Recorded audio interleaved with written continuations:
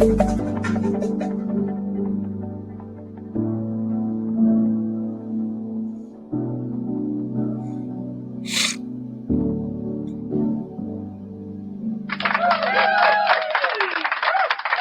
was going to start today's show out by talking about getting into my top five for this week for the NFL and college football, my top five teams.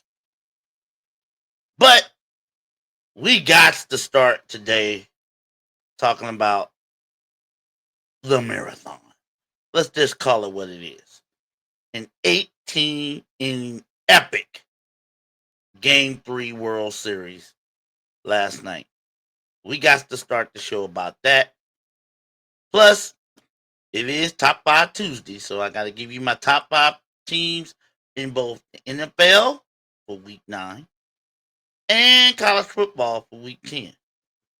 Plus, can the Ravens got a big win last Sunday?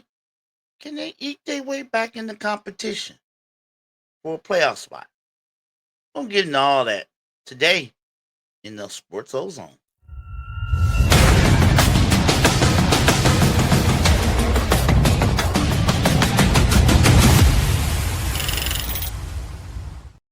Greetings and salutations. Big O with the big mouth here coming at you in the Total Sports Ozone for October 28th, 2025. Yes, we're only 3 days away from Halloween and 4 days away from turning the calendar to a new month. How the time is passing fast. Like I said, we're going to get into my top five for college football and the NFL. But first, look, I watched the World Series game last night. I watched from like the time the game was tied when Alejandro Kirk hit that game tying home run, and I watched from the eighth inning on, but I fell asleep. Yeah, that get I fell asleep at the ninth inning. It was still tied. And I'm thinking, okay, somebody's probably going to win it. And I gotta wake up and I catch the highlights and see who won this game. And I thought the game was over. I woke up local time just a little after 2 o'clock in the morning. And I woke up just in time to see Freddie Freeman hit the game winning walk off home run in the 18th inning. That's crazy. The 18th, I just woke up. He was at the plate, and I think the next pitch I saw, dead center field. And I'm looking because I'm still trying to shake the little cobwebs out of my eyes. I'm like, this game is just not ending. And I looked at the clock and I'm like, it's 2 something in the morning. So that means it's like a little after midnight out west. And I'm like, this game is just now ending? What the hell? And the final score was Dodgers 6, Blue Jays 5. I'm like, you mean to tell me nobody scored for almost 9 innings? They went basically 2 games. They played 2 games in one. Let me give you some numbers. If you haven't known, if you didn't look these numbers up, the total time of the game was total game time was 6 hours and 39 minutes. It's the second longest World Series game ever. Second longest by time. And it's tied for the longest as far as innings in World Series history behind the 2018 Game 3 between the Toronto Blue Jays and the Boston Red Sox. There were, by the numbers, 609 pitches thrown. That's a lot of heat going into the plate.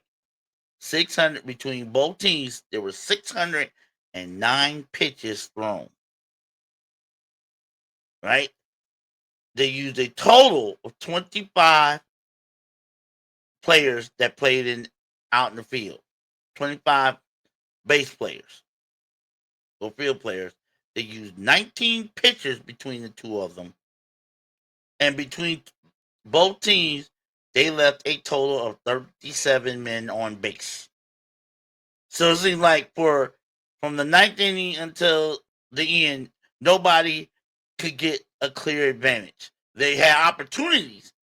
From what I saw in the highlights, both teams had opportunity to put runs across the plate between the 10th and the 17th inning. Nobody could do it. There was a great defensive plays.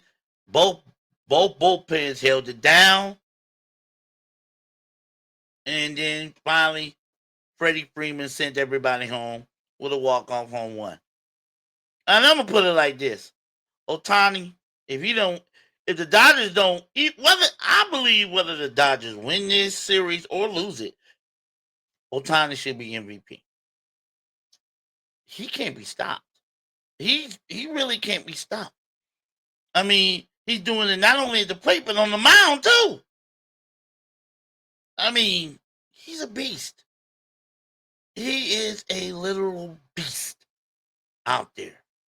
And it's crazy to see that he can not only strike out 10, 11 batters when he pitches, but he can hit 2, 3 home runs.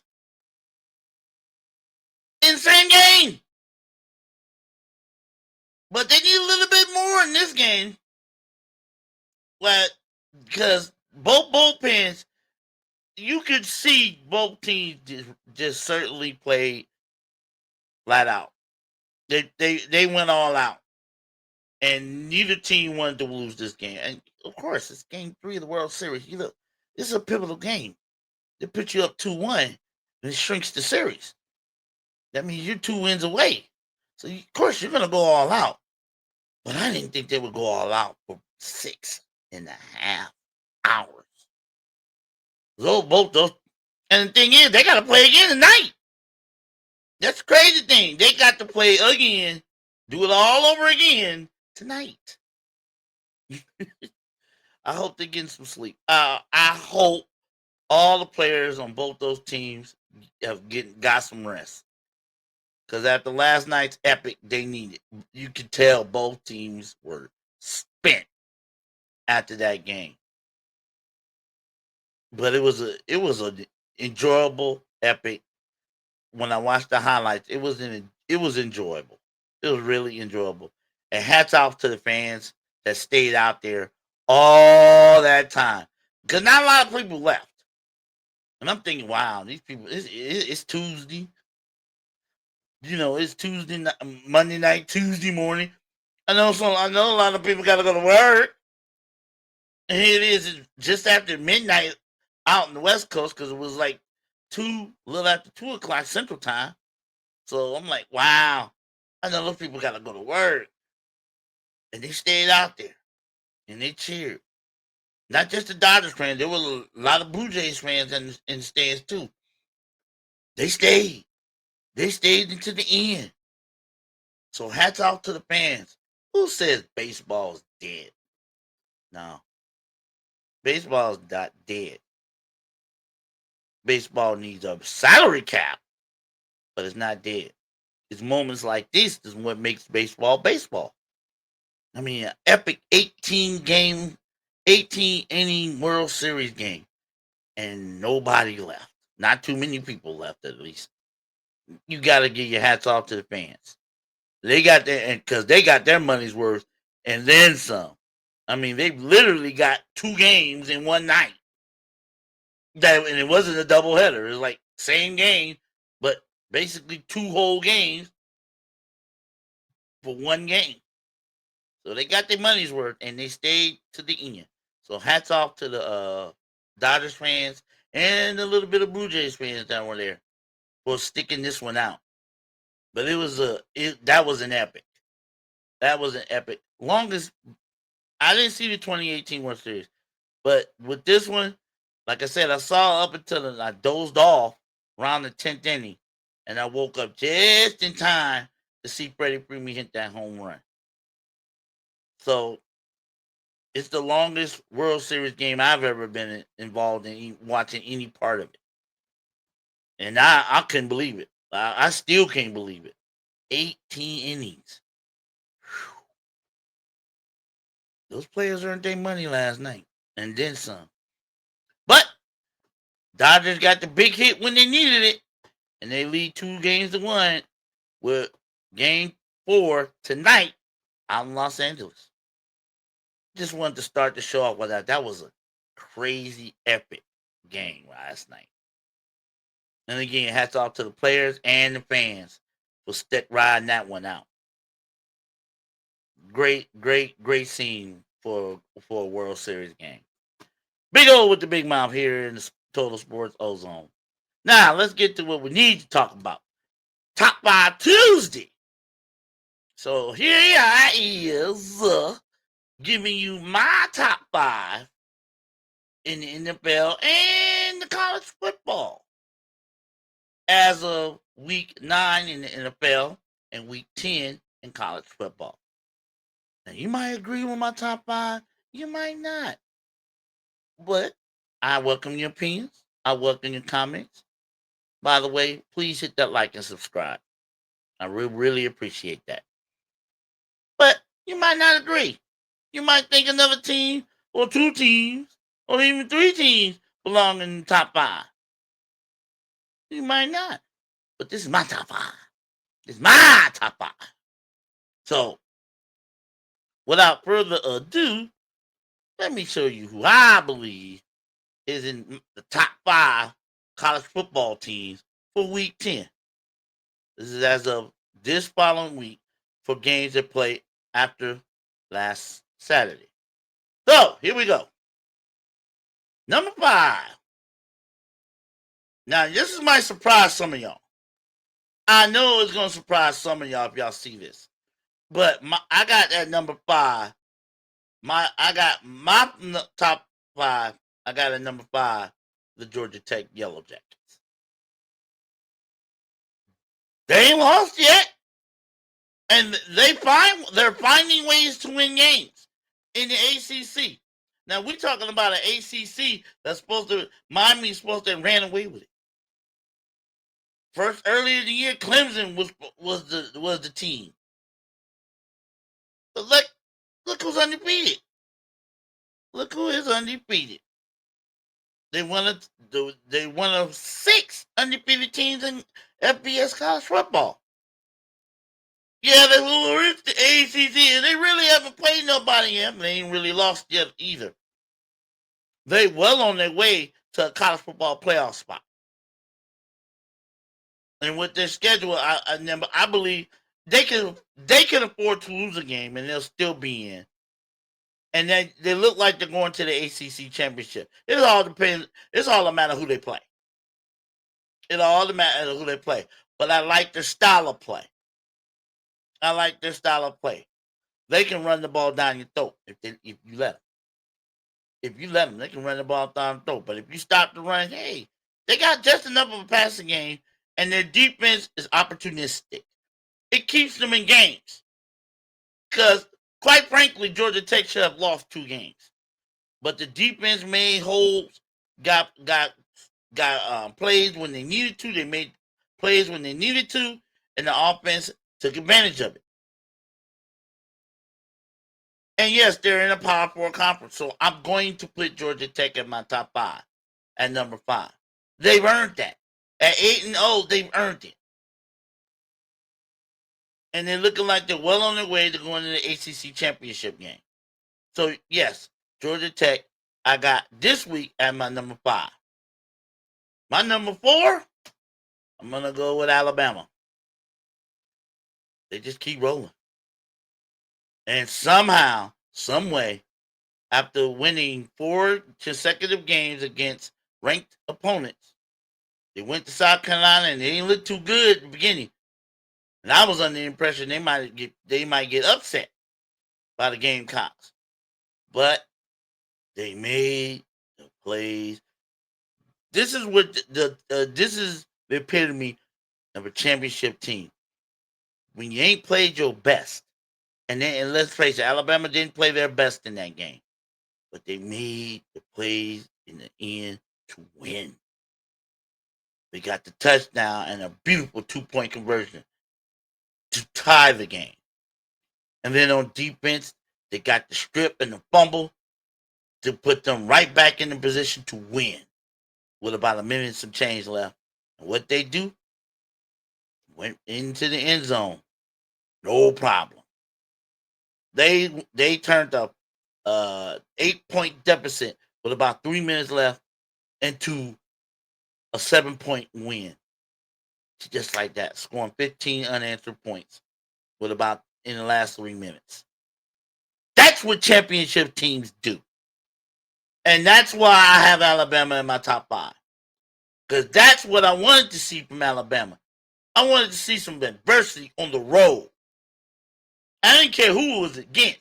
I wanted to see them be down in the fourth quarter, struggling, but find a way to win. They did that last weekend against an inferior opponent in South Carolina.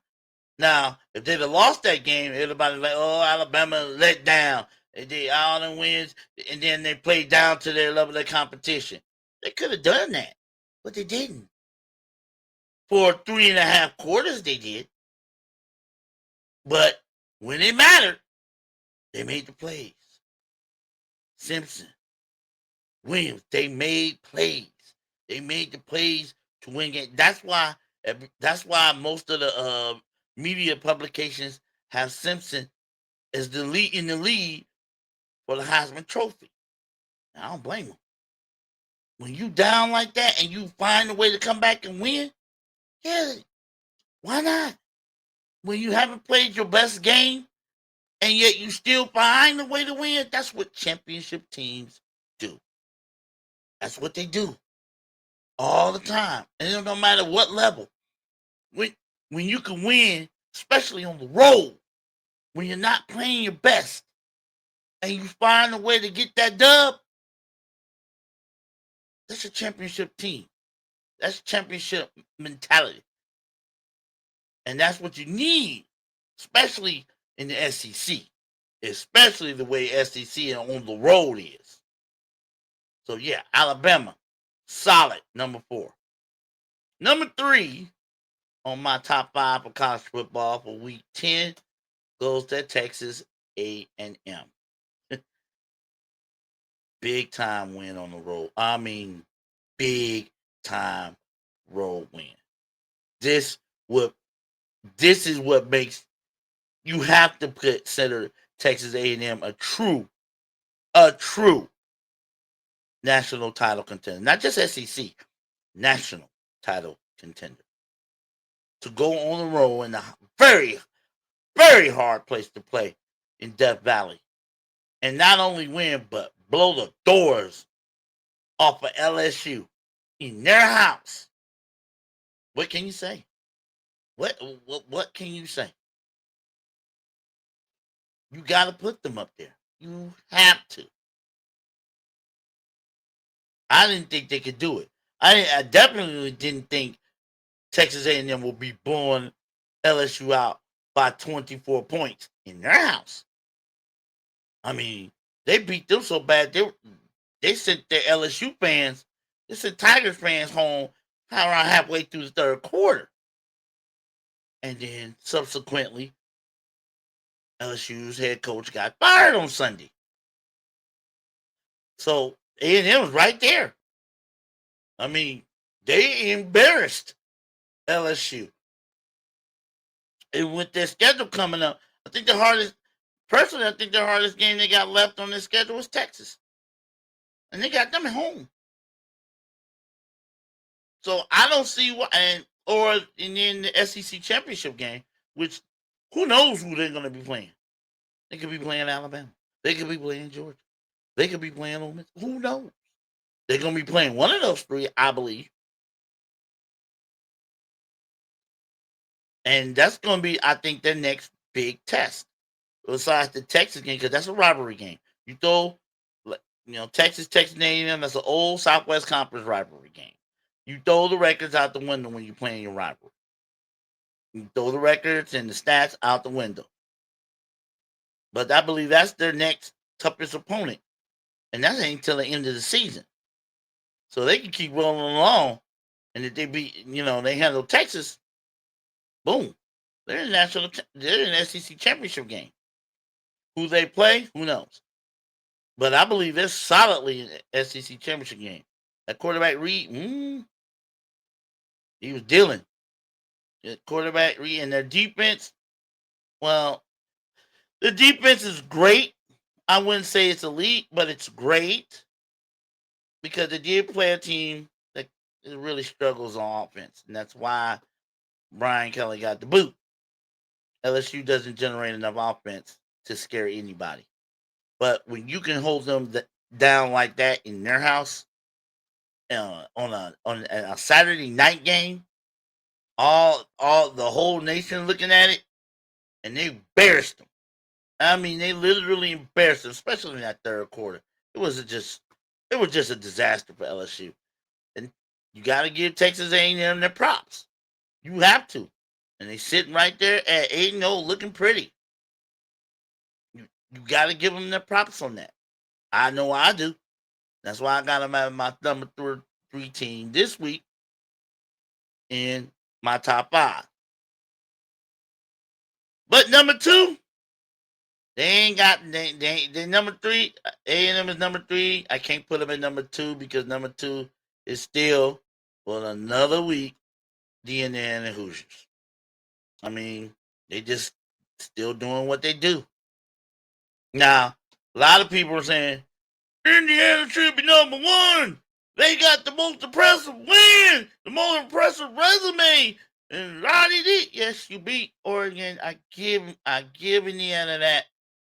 Give them all credit due to Indiana for beating Oregon on the road. But I'm not going to jump you at number 1. I'm not going to jump Indiana at number 1 on my list simply because they blew out a team they're vastly superior to at home. Yes, I know UCLA had a little bit of a little spurt with a little 3-game win streak, but they really hadn't beaten nobody except maybe Penn State. They really hadn't beaten anybody of significance. And then Indiana put the brakes on all of that with a 56-6 beatdown. The game was pretty much in doubt.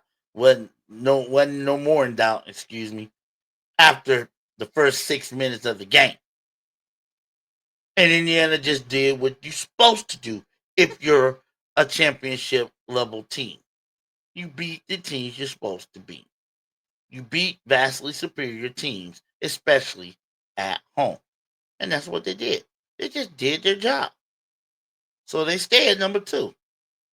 Now, if they did this against, I'd say, Michigan, blow out Michigan like that, whether it's been at home on the road, or if they'd have done this, if they'd have blown out Penn State like this, even though Penn State down, I might think about jumping them to number 1.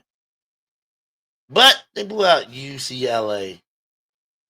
If they did this to, I would say, in the Big Ten, if they did this to Nebraska, maybe. If they did this to, they already did it to Illinois. If they did this to Iowa, because Iowa's always had a tough defense.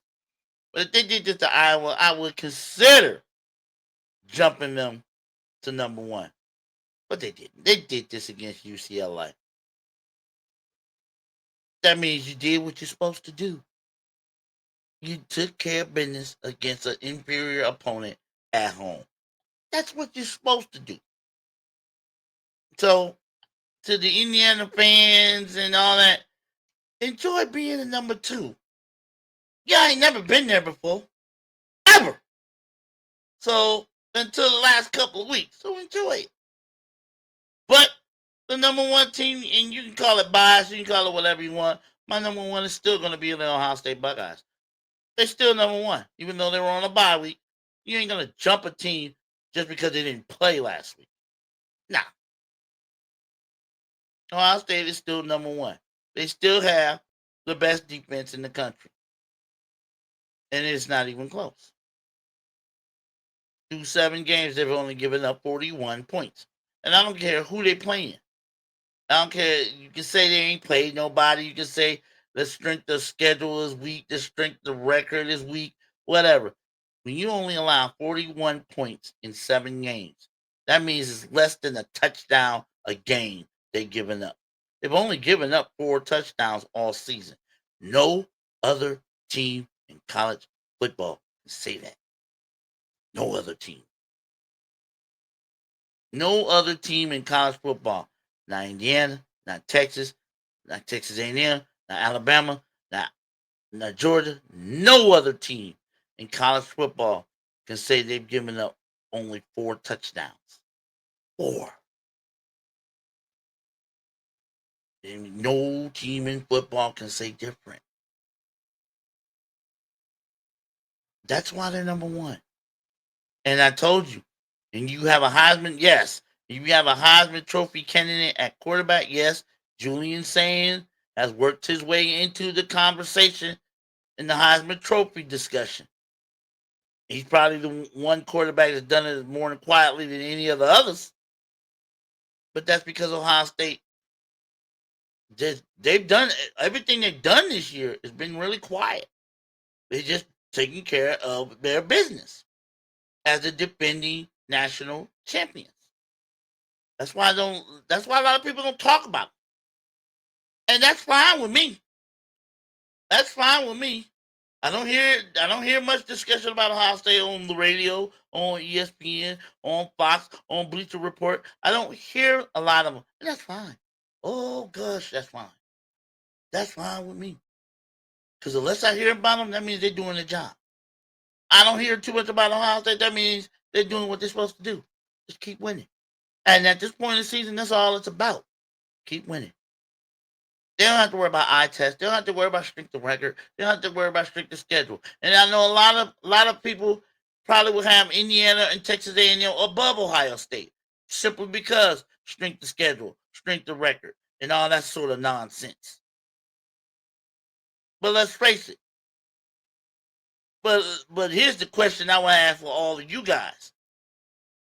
Do you honestly think on a neutral field, Indiana or Texas A&M could beat Ohio State on a neutral field? That's the question I would ask.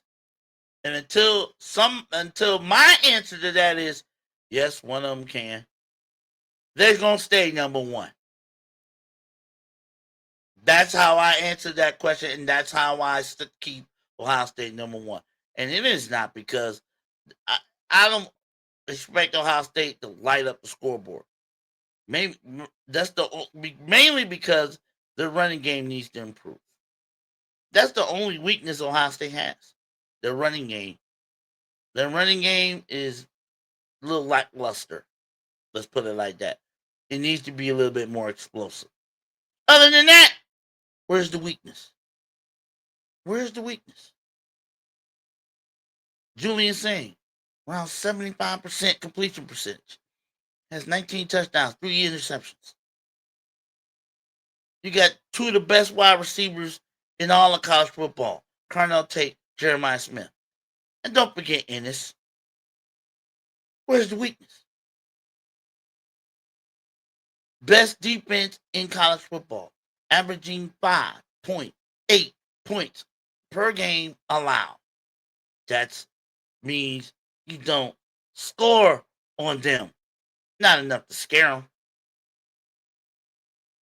And I've been saying this for a few years. Ohio State is the only team in college football to wit, if they got a double-digit lead on the opponent at the half, 2-score lead at the half against their opponent, game over.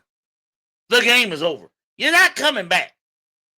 And that's against anybody. Anybody. If they go up double digits or 2 scores or more at the halftime break against your team, game's over. You might as well go find something else to do. They ain't coming back. They might let you your team score maybe one touchdown or field goal just to make something feel good. Well, that game's over. The game's over. You're not winning. Game over. That's Ohio State.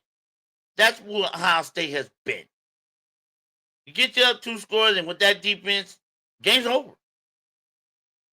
Ohio State is still number 1. Like I said, until I feel the 2 or 3 teams behind them could effectively beat them on a neutral field. Forget home or away. They can beat them on a neutral field. Until I feel one of those 3 or 4 teams can beat Ohio State on a neutral field, they stay at number 1. You might not like it. You might think I'm biased. Whatever. They're still the number 1 team in the country until somebody beats them. Plain as simple as that. That's my top 5. That is my top 5 college football teams for week 10. Now, you might not agree with it, especially the Georgia Tech one. I know I threw a curveball at some of y'all saying, you put Georgia Tech at number 5? Yep, I put Georgia Tech at number 5. Why? They ain't no ACC. They already got one win against top competition. Ranked competition. They already got one. And I believe they got one on the road. Why not put them in number 5? They've earned it. 8-0. Undefeated. There's several other teams that have been vastly overlooked by the media, by the AP voters, by the college football coaches poll. And I believe Georgia Tech is one of them. Yeah, they're in the top 10, but I believe they should be top 5. What? You can talk about Georgia. Georgia Tech ain't lost the game yet. 8-0. And I know none of y'all saw that coming. Did you? So why not put them? Why not? They've earned that. At least I believe they've earned it. So why not put them? That's what I'm saying. That's all I'm saying. Why not put them at number 5? They've earned that. In my opinion, they have earned it. So they're my number 5. And they, until somebody tell me why they shouldn't be number 5, I believe they've earned it. So we just gonna keep them at number 5, at least on my clock.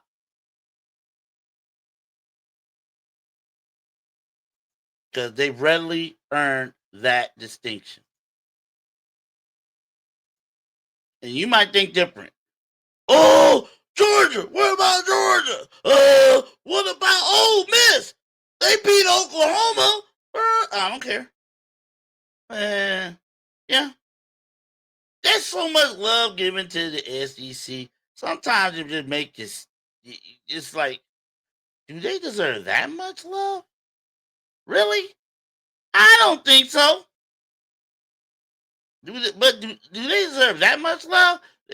And then I know you have like what 9, 10 teams in the SEC that are ranked, but really, how many of those teams are legitimate shots or have legitimate shots at winning the national title? 3. I give you Alabama, I give you Texas A&M, and I give you just off the top of my side of my head, Georgia. That's it. Everybody else, they're great. They're having good seasons, great seasons. But if you put them in the college football playoff, they ain't winning. They're not winning. Vanderbilt, they ain't winning. Missouri, no. Ole Miss, no. No. They're not. They got good teams. They have great teams. They're having good seasons, but they're not national title contenders. At least not in my eyes. They're just not. They all got flaws. But if you think different, hit me up. Hit me with a comment. Let me know how you feel about that. I welcome I welcome it. Let me know how you feel about that. So, Big O with the big in the Total Sports Ozone. We're gonna move on to the NFL now. I'll give you my NFL top 5. My NFL top 5. So,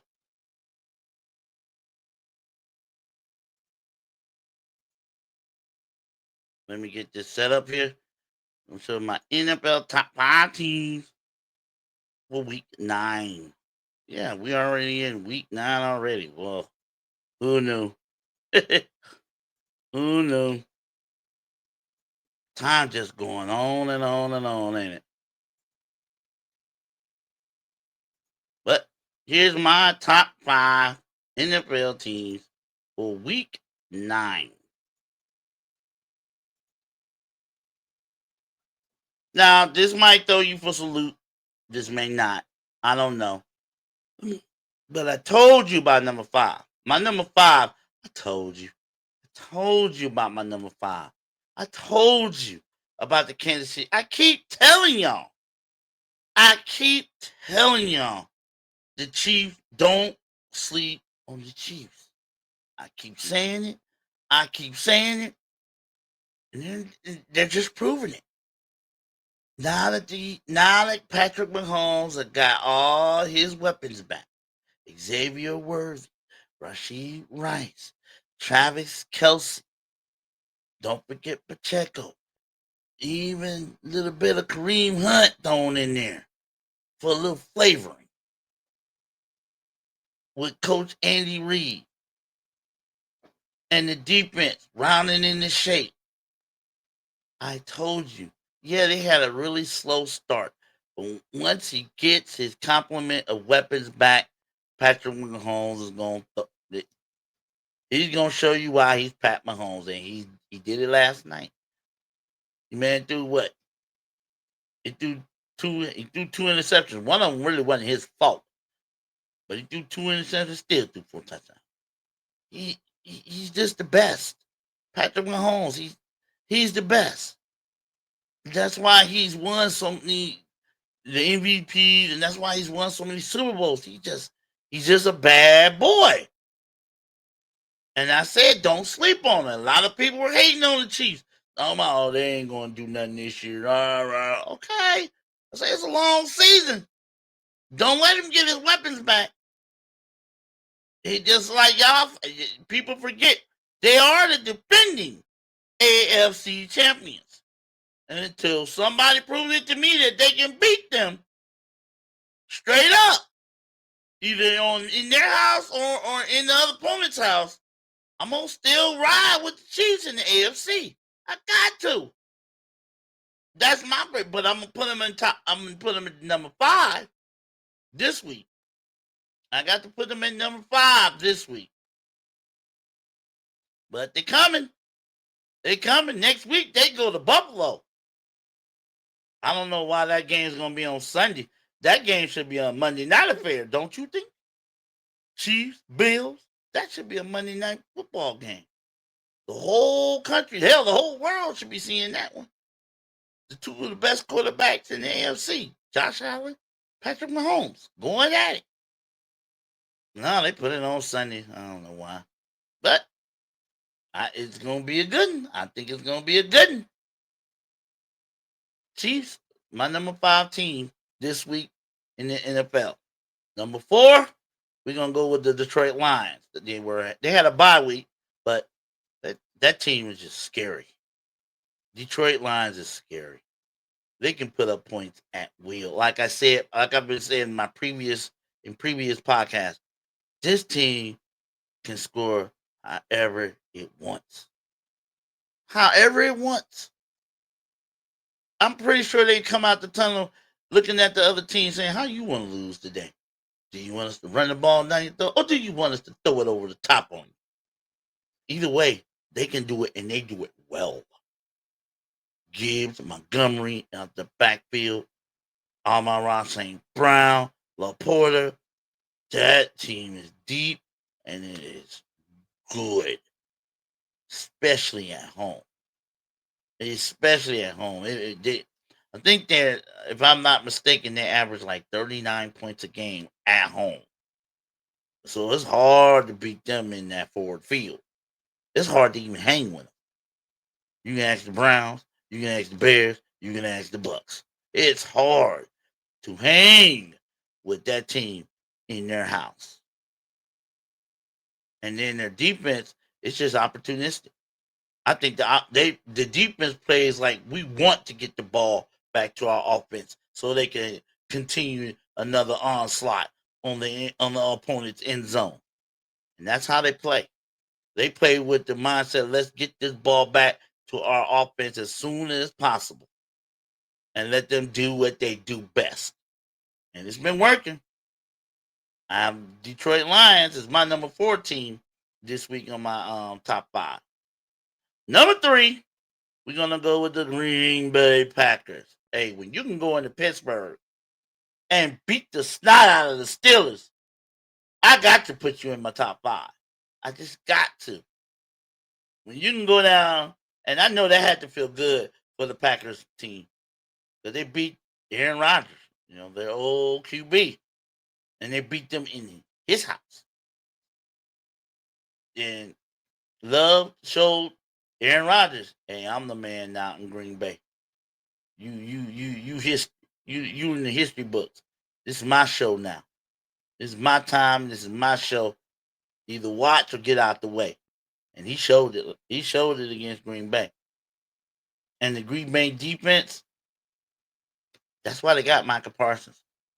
They made Aaron Rodgers uncomfortable. And then the running game for the Steelers didn't help much. But they did. The Green Bay defense did what they were supposed to do against a 40-year-old quarterback, and they made him uncomfortable all night. He couldn't find too many open receivers until late, and then by then it was too late. So kudos to the Green Bay Packers for picking up a big road victory this past Sunday in Pittsburgh. And I got them at number 3. I got them at number 3 on my Power 5 this week.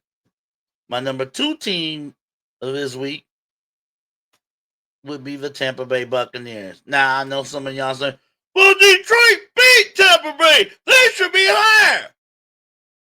I like the way Tampa Bay rebounded from that loss. I like the way they responded. I mean, that was probably the worst game when they went to Detroit. That was probably the worst game they played.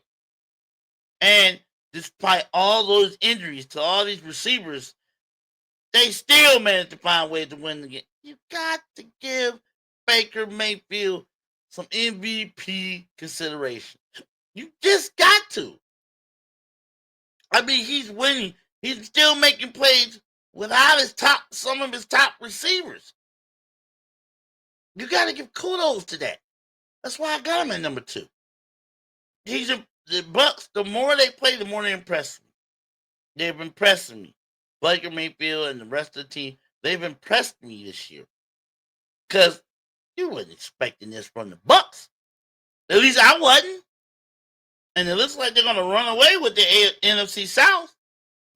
And they're doing it banged up, hurt. A lot of their key wide receivers banged up. And yet they're still winning. I know they should. I know a lot of y'all would be thinking, why in the hell do you got Tampa Bay number 2 over the Detroit Lions? Detroit smoked their ass. I know that. Everybody was expecting that. What I wanted to see was how Tampa Bay responded. That's what I wanted to see. And they responded, I think, rather well. I mean, that's at least what I think they did. And to consider all the injuries that the Bucks have had to deal with, yes, they have responded nicely. That's just the way I see it.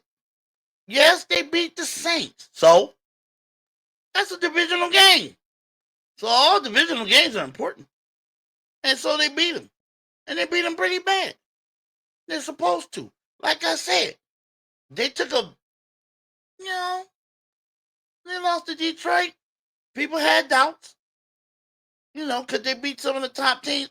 Like I said, I wanted to see how Tampa Bay responded after, not so pretty game on the road. How they responded, and then they had to go back out on the road, 23-3. That's how they responded.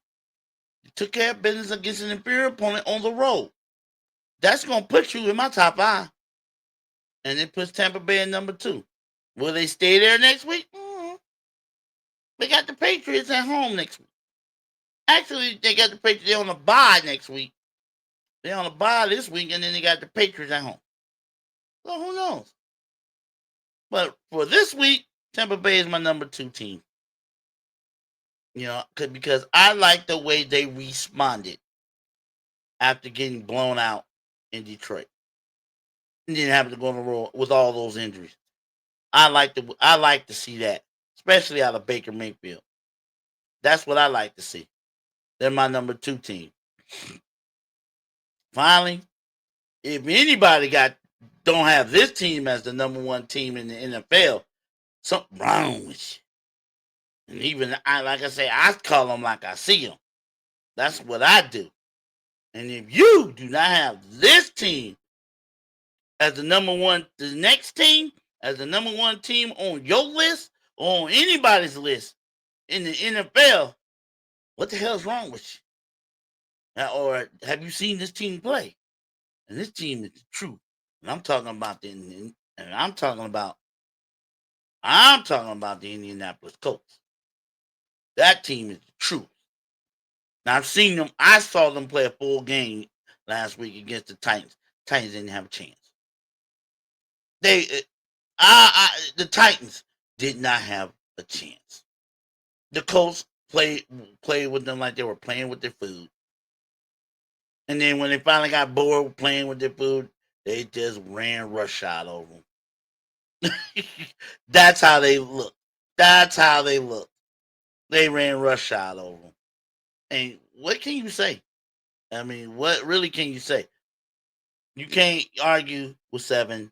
You can't argue with that. And it's not like they've been playing chumps. They beat the Broncos. They beat the Chargers in their house. Their only loss was a close loss to the Rams in their house.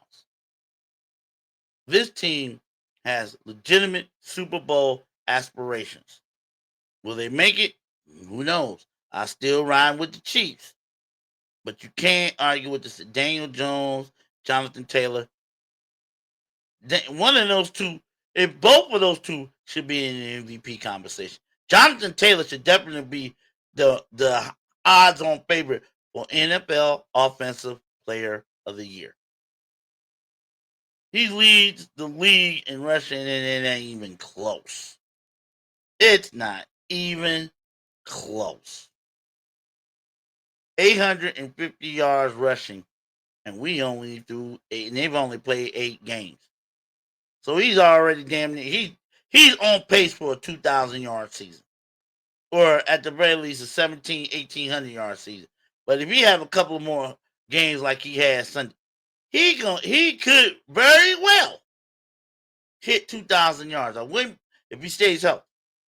He could very well rush for 2,000 yards this year. And Daniel Jones, I'm still amazed where the hell this came from. I mean, what did he do? Did he eat extra Wheaties? Got one with the Lord. What did he do to transform his game into an MVP type? What did he do? Was it to change the scenery? Was it better coaching? Getting with a coach that can develop, that knew his weaknesses and worked with him on them? I don't know.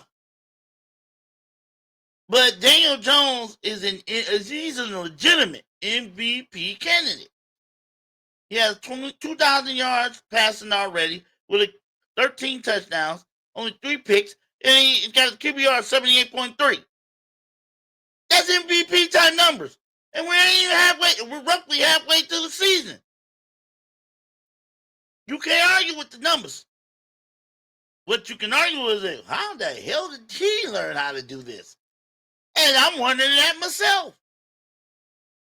But with that two-headed monster, with Daniel Jones and Jonathan Taylor, and with a defense that opportunistic, they make plays, they get turnovers, and the Colts always capitalize on turnovers. I think they lead the league in points off turnovers. I think they lead or the second in the league in points off turnovers. That's why they're number one. I don't think anybody saw this coming, but that's why they're the number one team in the NFL. And they should be the number one team on everybody's Power 5. I don't care who you is. The video don't lie. And if you don't think they're number one, just watch them play. And I want to hear, oh, they ain't playing nobody. This is the NFL. You always playing somebody. Because this is professional players. They all out there playing for their jobs. So you can whip up on other professional football teams the way they've been doing it this year. You got to put them at number one. You got to put them at number one. Now, I believe they're going to get tested later on in the schedule. Yes, they're going to get tested later on. They got to go to Pittsburgh next week. That ain't, well, with the Pittsburgh defense, I don't know if that's going to be easy or not.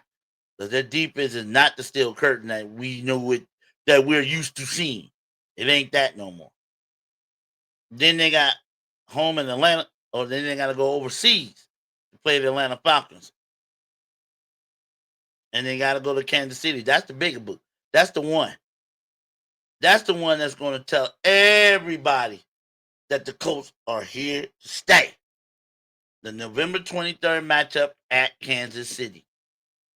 If the doubters and the non-believers, that's to the doubters and the non-believers, that's the game that every Colts fan should be have penciled, circled on the schedule down the stretch. November 23rd at Kansas City. You win that game, nobody can doubt you. Nobody. I believe they'll win the next two games.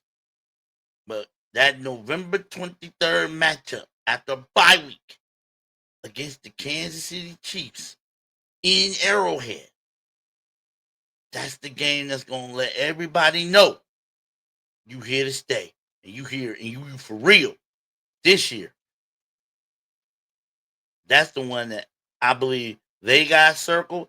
Every Indianapolis Colts fan has circled, and every hater or non-believer needs to check out. Because that's the one. If the Chiefs keep winning and the Colts don't stub their toe in the next couple of weeks, that's the one. Well, we'll see. But for week 9, I got the Colts at number one.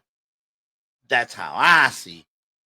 And that's my top 5 in the NFL for week 9. What do you think? You think I'm crazy? Why you put the Buccaneers over the Lions? They beat the Buccaneers. I know that. But the Detroit Lions didn't play this week, and B, I like the way the Bucs responded after a blowout loss. And they banged up. Injuries. Mike Evans may be out for the season. Godwin, Buka, nursing hamstrings. And they still won on the road in the division. And it wasn't even close. It was a blowout. That's how you respond. That shows me that you for real. You ain't here just blowing smoke up nobody's ass. You here to play. You here to win. You here to play. To rebound like that on the road, that's rare. That is very rare. I don't care how weak the opponent is. To rebound from a beatdown they take in Detroit and go on the road and beat somebody else down, and the next week, man, that's for real. That's why I got the Bucks at number 2. That's why, because they showed me something. They showed me that they're here to stay. This ain't no fly by night thing. This ain't no fluke. They here to stay, and that's what I wanted to see from the Bucks before I could keep them in my top 5. So yeah, they're number 2. Don't like it? Let me know why. All right, let me know why. Now, I'm gonna wrap my NFL part of this up by talking about the Ravens. Now, the Ravens took it to the Bears last Sunday without Lamar Jackson. I'm pretty sure Lamar Jackson will be back for the next game. I'm told he might suit up for the next game, if I'm not mistaken. And the next game is on the road against the Miami Dolphins. So, and that's Thursday. That's this Thursday. The question I have of the Dolphins, for the Ravens, that is, who's sitting at 2-5, they're only 2 games behind Pittsburgh. Okay? Well, when Lamar Jackson comes back, do the Ravens still have a legitimate shot to make the playoffs? Not just make the playoffs, to win the division. Let's talk about that real quick. The Pittsburgh Steelers are 4-3. Their defense looks at best shaky. They can't run the ball real well. Aaron Rodgers is their saving grace, but the offensive line doesn't give him too much time to throw. And like I said, their defense, where you at, TJ Watt? Where you at, Hayward? Where are these guys at? Ramsey, where are you at? So can the Ravens actually catch them? With Lamar Jackson gets back healthy and back on the field, can the Ravens catch the Steelers? I mean, they gotta play them again. They gotta play them twice, I believe. Yeah. Let's look at the Ravens' schedule. Yeah, they still got 2 games against Pittsburgh. Yeah, December 7th and a flex game for Week 18. So that could be anytime on the 28th. It's a flex game, so they got to play the Ravens. Got to play the Steelers again twice. Can they catch them? Can they catch the Steelers? I believe they can. Lamar Jackson with Derrick Henry and Mark Andrews and Trey Flowers. I believe if they can just stay healthy, they can stay healthy. I believe they can catch the Steelers and might even surpass them. But the defense had a solid effort against the Chicago Bears. But that's my one little scary, my little moment of pause, my little red flag moment. Their defense needs to round back into shape. It's not that Ray Lewis and Ed Reed and Terrell Suggs defense that I've noticed, that I've been used to knowing and hating, but they need to step it up. They need to, take another step. They need to continue what they've been doing last week. They can continue that performance that they had against the Bears, and they get back healthy on offense. Lamar Jackson, they guys can get healthy and stay healthy, and the defense needs to just take that next step. I believe they can catch the Steelers. The Steelers are vulnerable. Don't think the Steelers are that steel curtain. They are vulnerable. They can be caught. Ravens only 2 games behind, and they got 2 games against the Steelers, so they can be caught. I believe they'll catch them.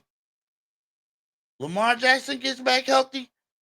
I believe the Ravens will catch the Steelers and win the AFC North, or at the very least, tie for the AFC North. And I believe that's going to happen within the next 6 weeks. Now, don't get me wrong. I don't like the Ravens, but I see what I see. And I believe the Ravens, Lamar Jackson gets back healthy and stays healthy, they can catch and beat the Pittsburgh Steelers for the AFC North.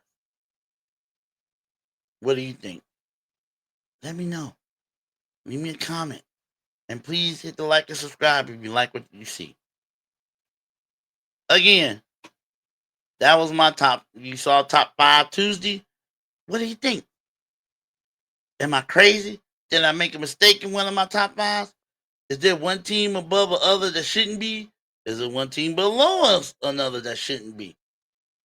Check out my top 5s and let me know. I got to get out of here. Big old for the with the big mouth. I got to get out of here for Tuesday. I'll be back Wednesday. We're gonna talk about. We're gonna get into some more NBA. NBA heating up. Victor Wembanyama. Could he be the MVP? He looks like it. And Oklahoma City Thunder ain't lost a game yet. Could they repeat? Could they repeat? Do they have the makings to repeat? We're gonna get in the NBA tomorrow.